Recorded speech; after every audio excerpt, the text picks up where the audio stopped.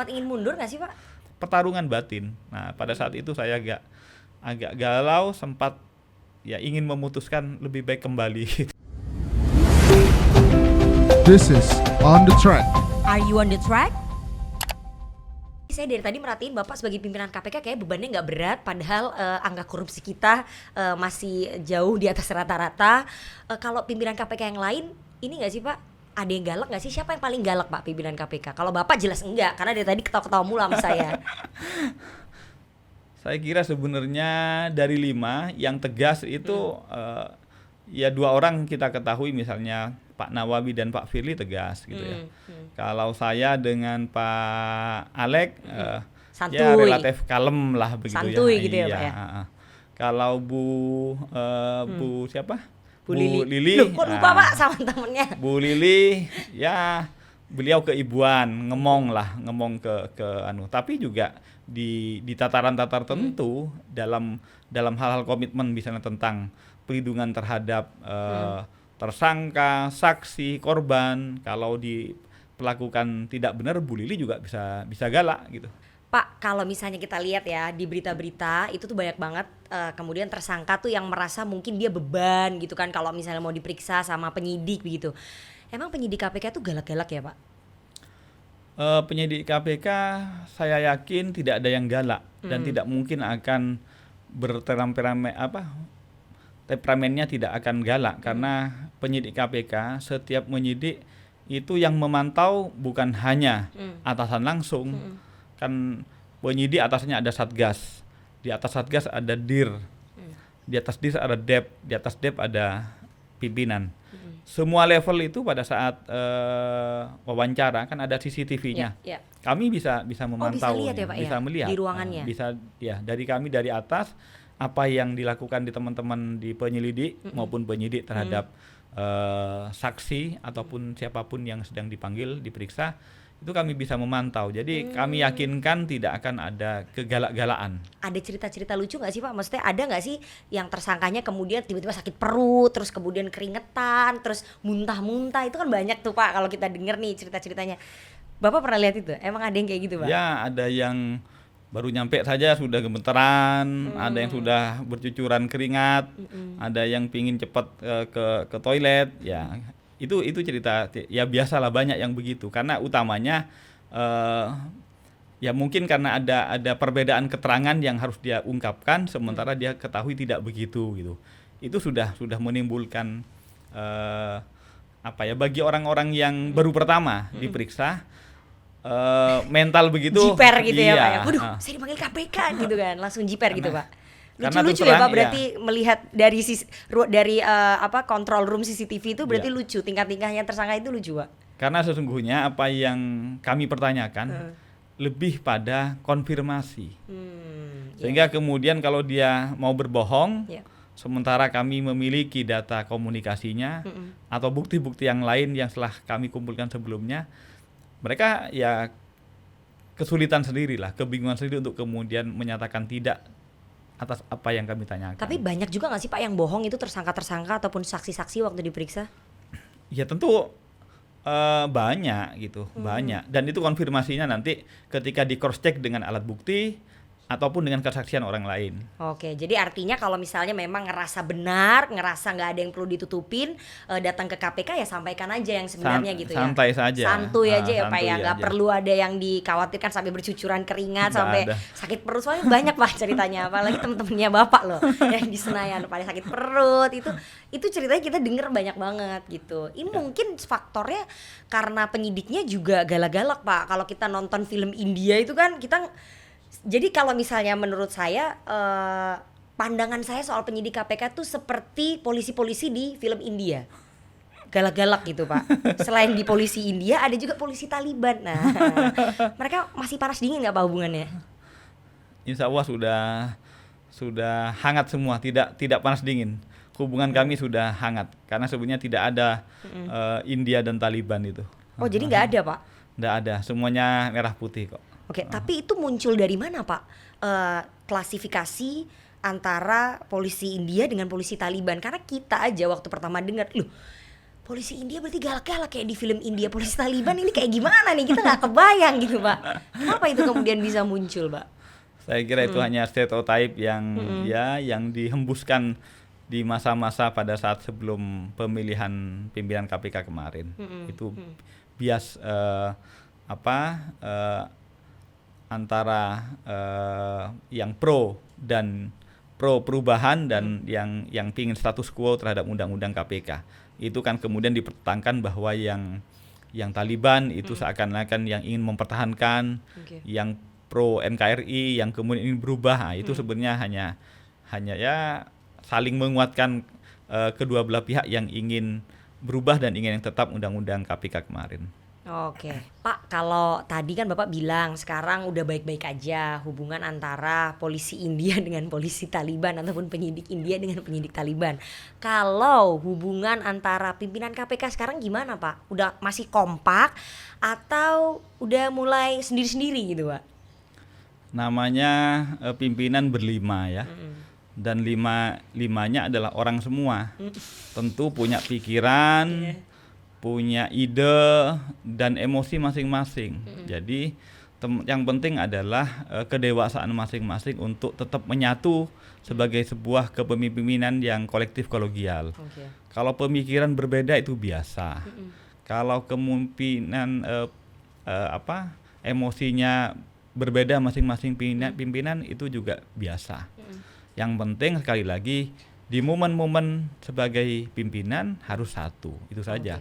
Maka itu kemudian kami bikin sebuah komitmen bahwa untuk penentuan proses pidana kami upayakan selalu tidak ada voting, harus ada kesepakatan gitu. Kecuali misalnya penentuan jabatan, proses itu baru kemudian kalau tidak bisa ya gimana lagi, harus kemudian di voting. Dan itu biasa di antara kami saling berdebat ya, bahkan bersikukuh di pendapatnya masing-masing, itu biasa. Tetapi ketika sudah selesai di forum pimpinan keluar, maka harus menjadi satu suara. Oke, berarti perbedaan-perbedaan itu biasa, berdebat juga biasa.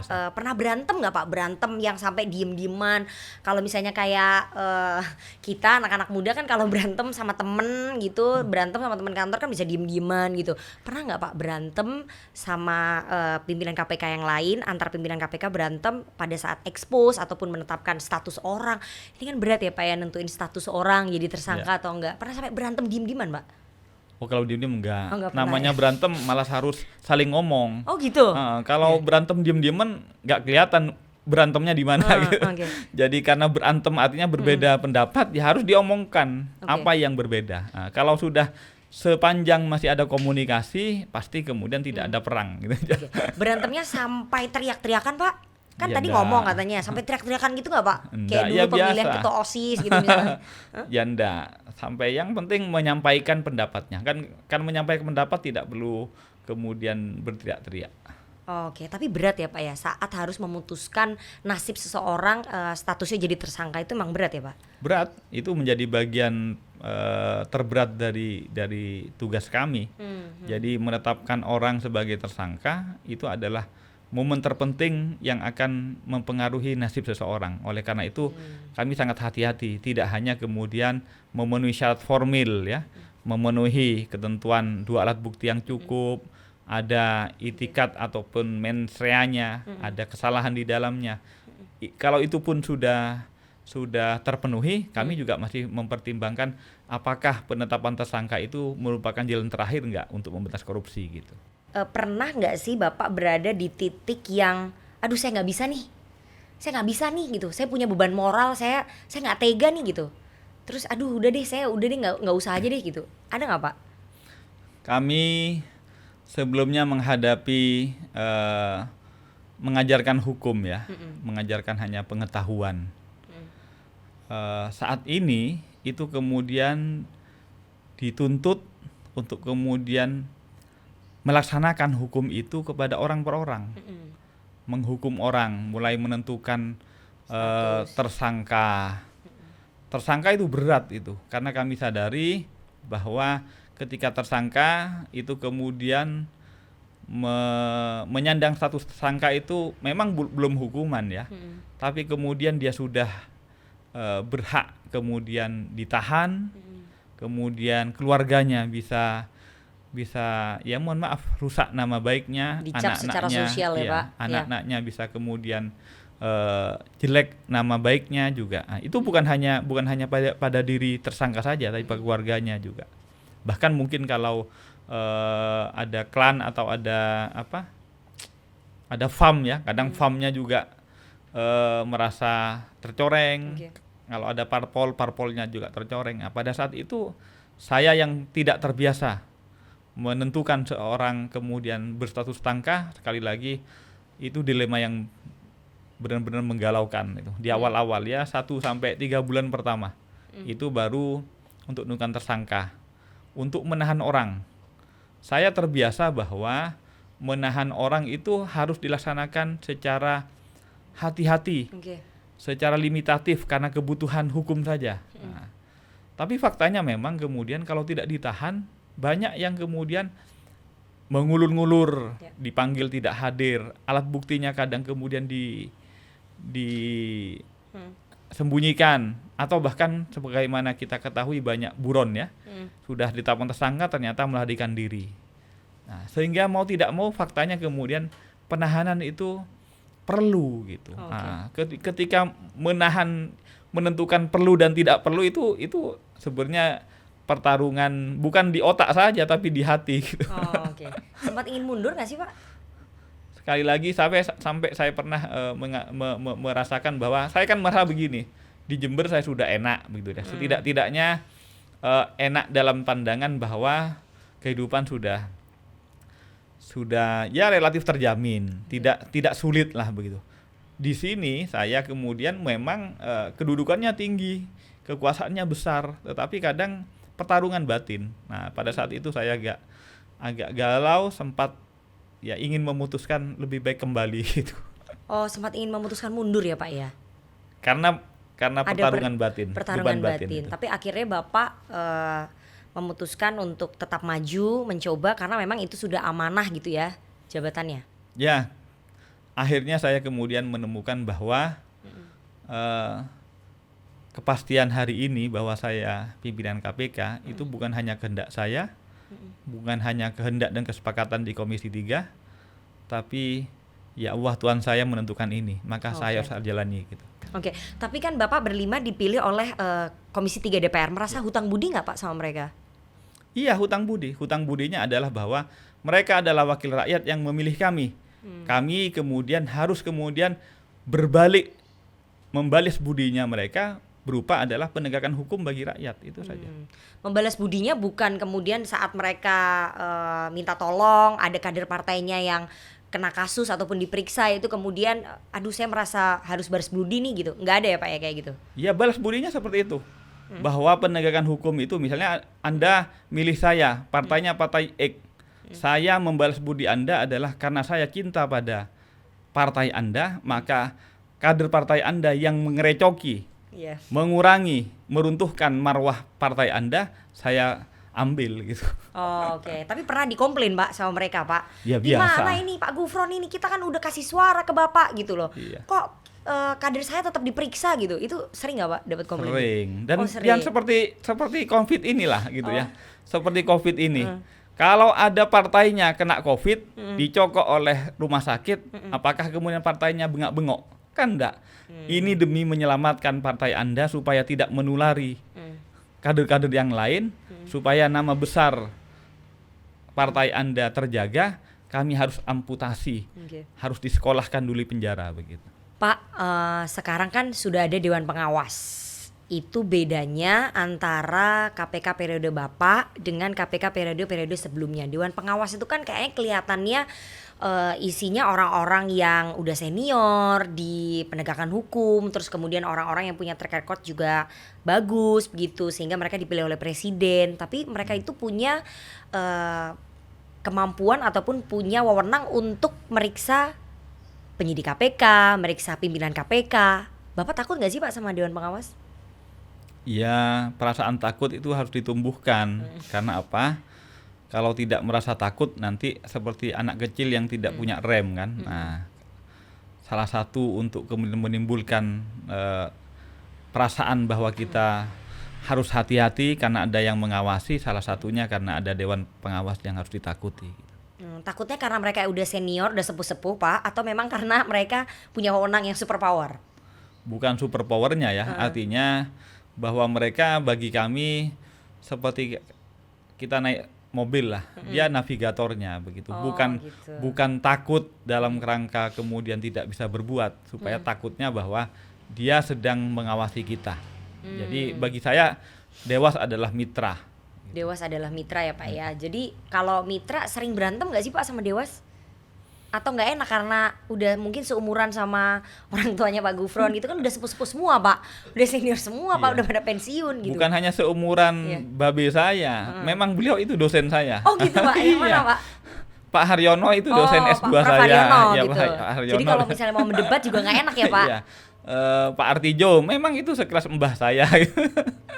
Jadi memang layak lah untuk kemudian seandainya kami pimpinan KPK dengan segenap insan KPK kemudian mungkin ugal-ugalan, ya dia menjewer, pantas lah gitu. Dalam 1 tahun ini kalau kita flashback tahun lalu itu kan demonstrasinya besar sekali ya pada saat pembahasan revisi undang-undang KPK, bahkan ada demonstrasi waktu fit and proper test, beberapa di antara Bapak dan juga teman-teman juga di demo oleh koalisi masyarakat sipil, penggiat anti korupsi. Nah sekarang hubungannya dengan koalisi masyarakat sipil tuh udah mesra lagi atau gimana Pak?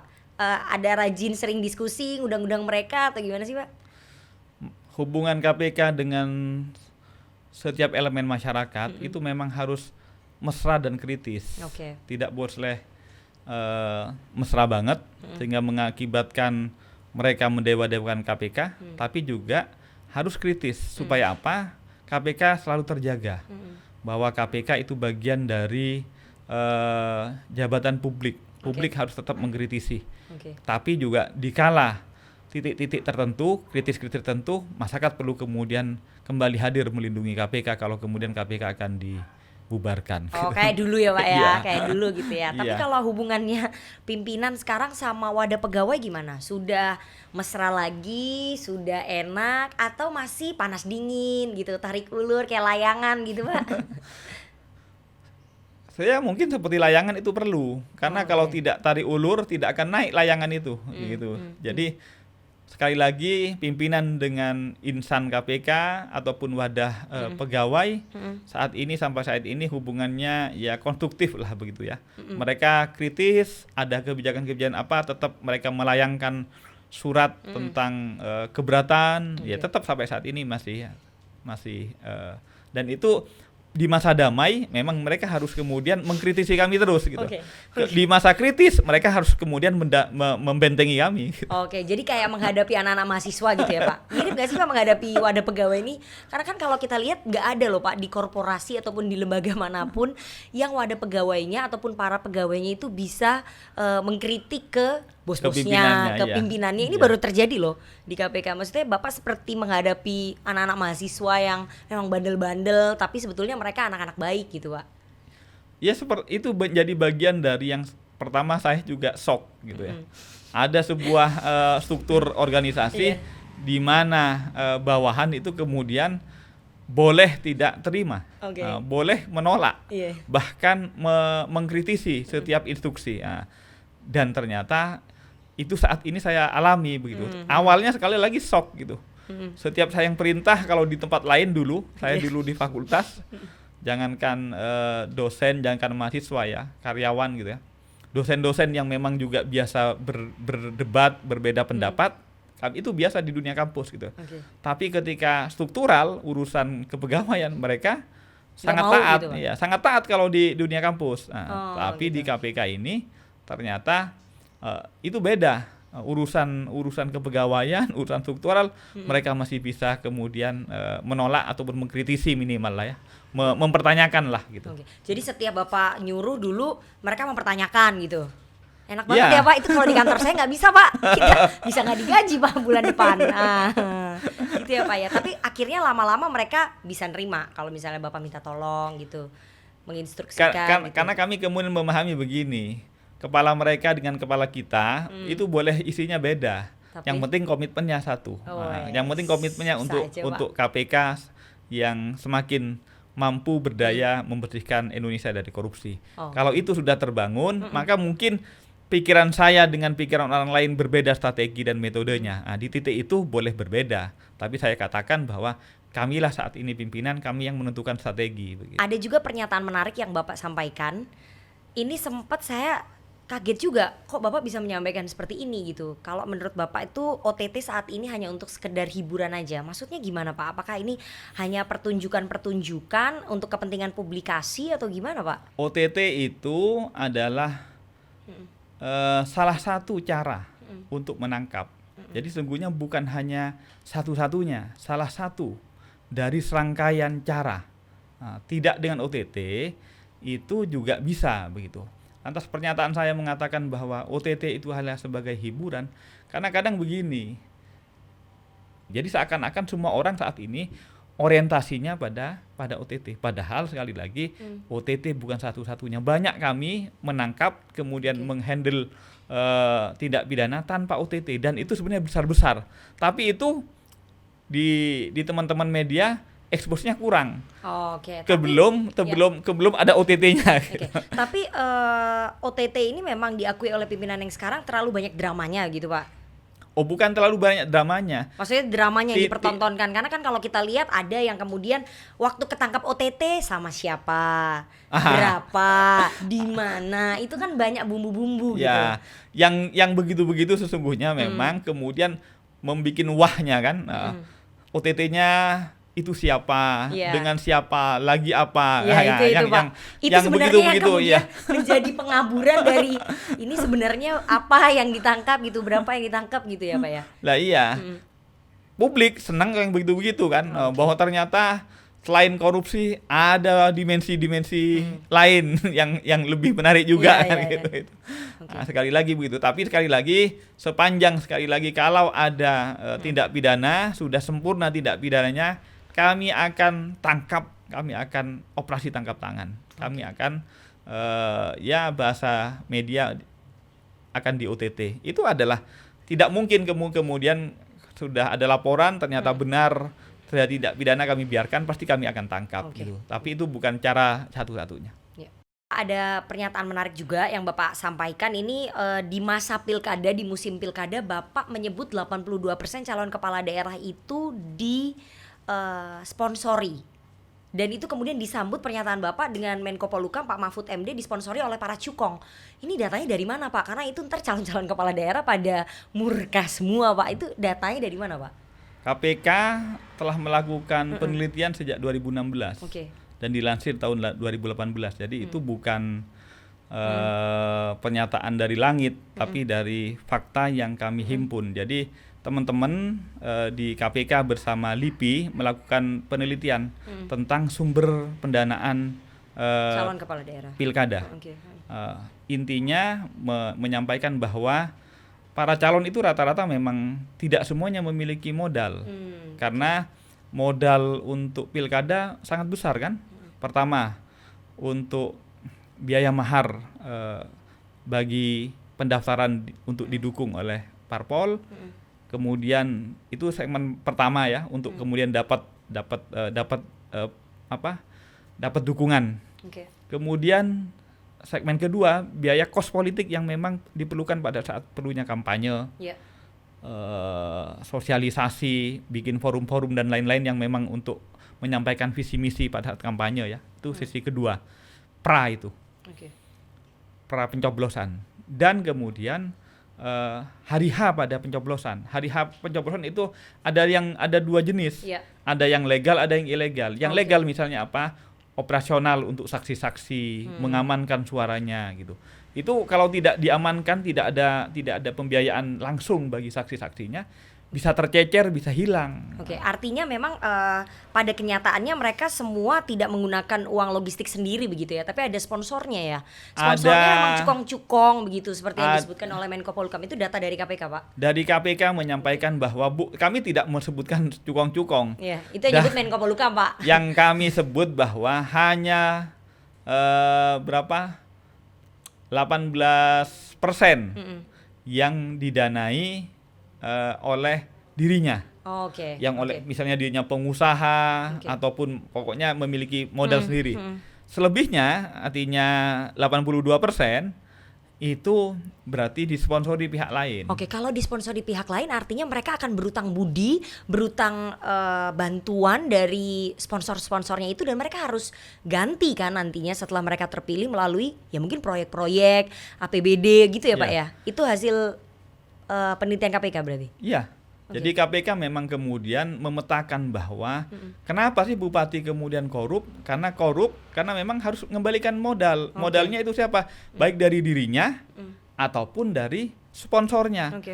Apa saja yang kemudian dibarter dengan sponsor itu rata-rata memang kalau sponsor itu mengambilnya di PBJ. Pengadaan barang dan jasa. Nah, selebihnya SDM itu mulai dari rekrutmen sampai kemudian pembinaan, mutasi, naik pangkat, dan kemudian perizinan itu biasanya untuk dirinya. Tapi yang PBJ itu kemudian biasanya dibarter kepada sponsornya. Apalagi kalau memang memiliki potensi sumber daya alam. Sumber daya alam biasanya kemudian sudah terpetakan kepada harus kembalikan ke pemilik modal itu. Gitu. Sehingga kami melihat bahwa KPK tidak mungkin kemudian mampu membersihkan korupsi selama kemudian proses hulu dari penentuan pimpinan-pemimpin daerah itu bersih dari biaya politik yang begitu besar. This is On The Track. Are you on the track?